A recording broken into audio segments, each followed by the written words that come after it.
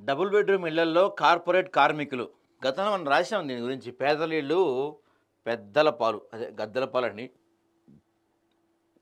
అయినప్పటికీ కూడా ఇప్పటికీ ఖాళీ చేయాలని కార్పొరేట్ కార్మికులు. పట్టించుకొని సంబంధిత శాఖ అధికారులు. గతంలో పేదలు అదే ఇళ్లల్లో ఉంటే తరిమేశారు.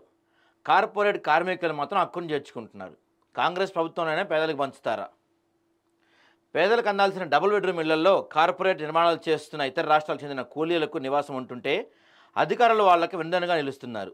సూర్యాపేట జిల్లా మున్సిపాలిటీ పరిధిలోని గాంధీనగర్ శివారులో 349 సర్వే నెంబర్లో మార్చి 2017 4,71,075 లక్షలతో 100 ఇళ్ల నిర్మాణం చేశారంట. ఎవరు? అప్పటి మంత్రి జగదీష్ రెడ్డి. ఇదే విషయంపై గత సంవత్సరం డిసెంబర్ 4వ తేదీన ఆదాబ్ హైదరాబాద్ పత్రికలో పేదల ఇళ్ళు పెద్దల పాలు అని వార్తా కథనం ప్రచురించడం జరిగింది.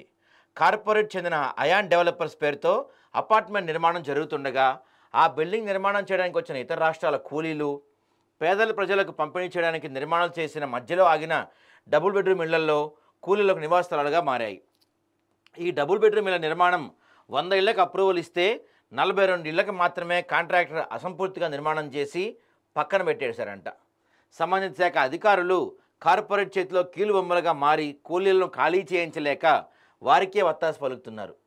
గత బీఆర్ఎస్ గవర్నమెంట్లో ఈ నిర్మాణాలు జరగ్గా ప్రస్తుతం అధికారంలో ఉన్న కాంగ్రెస్ పార్టీ చొరవ తీసుకొని మరోసారి టెండర్లు పిలిచి అసంపూర్తిగా ఉన్న డబుల్ బెడ్రూమ్ ఇళ్ల నిర్మాణాలు పూర్తి చేసి 100 మంది పేదలకు ఇల్లు అందించిన వారవుతారు. ప్రస్తుతం నిర్మాణాలు జరిగిన కొన్నేళ్లకైనా ఆ ప్రాంతంలో కనీస సౌకర్యాలు, రోడ్లు, విద్యుత్, మంచినీరు కల్పిస్తే అది ఒక కాలనీగా మారి ఎంతోమంది పేద ప్రజల చిరునవ్వులు వెలుగు నింపుతుంది.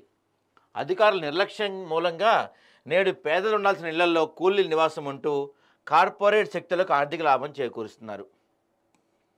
సో డబుల్ బెడ్రూమ్ ఇళ్లను పేదలకు ఇవ్వాలి.